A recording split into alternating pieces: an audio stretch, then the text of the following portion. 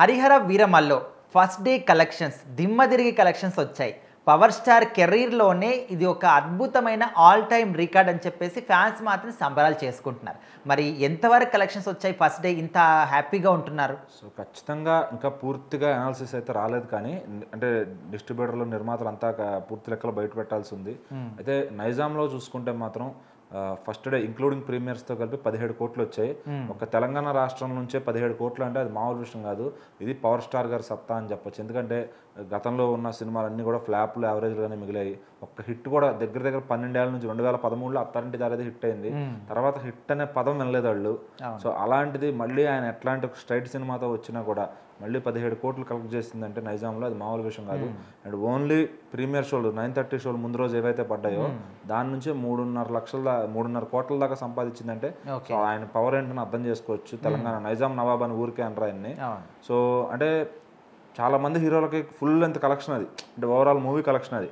So అట్లాంటిది only నైజాంలో అంత పట్టారంటే అది మామూలు విషయం కాదు. And that too low expectations, cinema ఆడిద్దో ఆడదో రిలీజ్ అయ్యే ముందు వరకు కూడా నెగిటివ్ టాకే ఉంది. ఓ పక్కన ప్రీమియర్స్ చూస్తేనేమో టాక్ తేడా వచ్చింది ఏంట్రా బాబు అనే రకంగా. సో కొంతమంది బాగుందని కొంతమంది బాగాలేదని మిక్స్డ్ రివ్యూస్ వచ్చినాయి. సో ఇదంతా చూసుకున్నప్పుడు పవన్ కళ్యాణ్ సినిమా ఉన్నప్పుడు ఇవేవి పనిచేయవు అని మళ్ళీ ప్రూవ్ చేశారనమాట. సో దాదాపు 15 కోట్లు ఫస్ట్ డే కొట్టడానికి చాలా మంది కష్టపడుతుంటారు. సో 17 కోట్లు కొట్టడం అంటే చాలా మంచి టాస్క్ అది, అంటే ఇంత లో ఎక్స్పెక్టేషన్తో. సో వచ్చిన పాన్ సినిమాలు 20 కోట్లు దాటినాయి, అది ఓకే. బట్ ఏంటంటే ఇప్పుడు పుష్పని అలా అంటే పుష్పాన్ని ఇప్పుడు ఎవరు టచ్ చేయలేరు ఆ రకం చూసుకుంటే. సో RRRని ఎవరు టచ్ చేయలేరు నైజాంలో. సో అట్లా కొన్ని సినిమాలు ఏంటంటే టచ్ చేయని విధంగా ఉన్నాయి. బట్ యాజ్ ఎ నార్మల్ సినిమాగా వచ్చింది. సో ఇంత కొట్టిందంటే అది మామూలు విషయం కాదు. సో ఒక మంచి నెంబర్ అని చెప్పొచ్చు.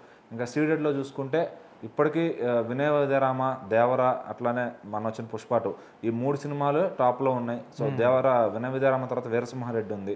సో ఇంకా ఈ 2 సినిమాలు బాలకృష్ణ గారు, రామ్ చరణ్ గారు ఎటువంటి ఫేజ్లో ఉన్నా కానీ వాళ్ళని దాటి సీడెడ్లో రాయలసీమలో ఎవరు కొట్టినోళ్ళు లేరు. సో గేమ్ చేంజర్ కొంచెం వెనకబడింది డిజాస్టర్ అవడం వల్ల. సో గేమ్ చేంజర్ని మాత్రం హరిహర వీరమల్లు సీడెడ్లో క్రాస్ చేసింది. 5.85 కోట్లు తన ఖాతాలో వేసుకుంది.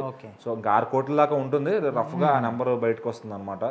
అది 6 కోట్ల దాకా అయితే కలెక్ట్ చేసింది. సో ఇంకా వేరే ఏరియాల నుంచి లెక్కలు అయితే పూర్తిగా రాలేదు. సో ఓవరాల్గా book my show, district caps ఇవన్నీ అనాలిసిస్ చేసుకుంటే 75 కోట్ల వరకు కూడా కలెక్షన్ ఉంటుందని చెప్తున్నారు. సో ఇంకా థియేటర్ల దగ్గరికి వచ్చి టికెట్ తీసుకునే వాళ్ళు సో అలా కూడా ఉంటారు కాబట్టి సో అవన్నీ కలుపుకుంటే ఈజీగా 80 కోట్లు దాటుతుంది ఈ సినిమా కలెక్షన్ అని చెప్పి అందరూ మాట్లాడుకుంటున్నారు. సో ఖచ్చితంగా 80 కోట్ల నెంబర్ అంటే చాలా, అంటే సినిమాలన్నీ చూడట్లేదు, జనం మానేశారు అనుకున్న రోజు నుంచి పవన్ కళ్యాణ్ సినిమా వస్తే మళ్ళీ థియేటర్లు తెచ్చుకుంటాయి అనే స్థాయికి తీసుకొచ్చారనమాట. సో ఈ ఊపు చాలా అనమాట. ఎందుకంటే రేపు ఓజీ సినిమాకి దానికి బిగ్గెస్ట్ ఓపెనింగ్స్ వస్తాయి వరల్డ్ వైడ్గా.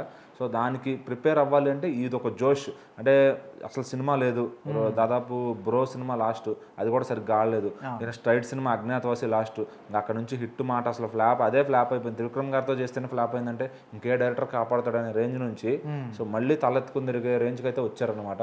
సో ఇది బిజినెస్ కూడా చాలా తక్కువే చేశారు. ఎందుకంటే ఏదో పవన్ కళ్యాణ్ గారు ఉన్నారు కదా ఇష్టం వచ్చినట్టు అమ్మేద్దామని కాకుండా ఏఎం రత్నం గారు ఏరియా టు ఏరియా ఆయనకి ఎంతైతే లాభాలు అమ్ముకోవాలో అంతకే అమ్ముకున్నారు. ఆయన ఓవర్ ప్రాఫిట్స్ ఎక్స్పెక్ట్ చేయట్లేదు ఆయన. సో ఆల్రెడీ అమెజాన్ డీల్ అయిపోయింది, సరిగమ మ్యూజిక్ వాళ్ళతో కానీ టిప్స్తో కానీ, సో మ్యూజిక్ డీల్స్ కానీ ఏదైనా మంచి లాభాల్లోకే వస్తారు. ఈ సండే పూర్తయ్యేసరికి ఆయన ఓవరాల్ ఫుల్ ఫ్లెడ్జ్డ్ కలెక్షన్స్ని ఆయన జేబులో వేసుకుంటారు. డిస్ట్రిబ్యూటర్లు ఎవరి దగ్గర నుంచి కూడా లాస్ అనే మాట అయితే దీనికి రాదు. సో చాలా రోజుల తర్వాత అఫీషియల్గా పవన్ కళ్యాణ్ గారికి అయితే హిట్ పడిందని నేను అంటాను. సో ఇంకా ముందు సోమవారం నుంచి దీని బిజినెస్ ఎలా ఉంటుంది, ఇంకేమైనా మ్యాజిక్ నెంబర్స్ తీసుకొస్తుందా, సో కింగ్డమ్ వచ్చే వరకు ఓపెన్ గ్రౌండ్ ఉంది కాబట్టి సో కింగ్డమ్ టాక్ని బట్టి కూడా ఈ సినిమా రన్ అనేది ఆధారపడి ఉంటుంది అనమాట. సో యాజ్ ఆఫ్ నౌ 4 రోజుల్లో అయితే రికవరీ అయిపోద్ది. సో పవన్ కళ్యాణ్ గారు ఈజ్ బ్యాక్ అని చెప్పొచ్చు.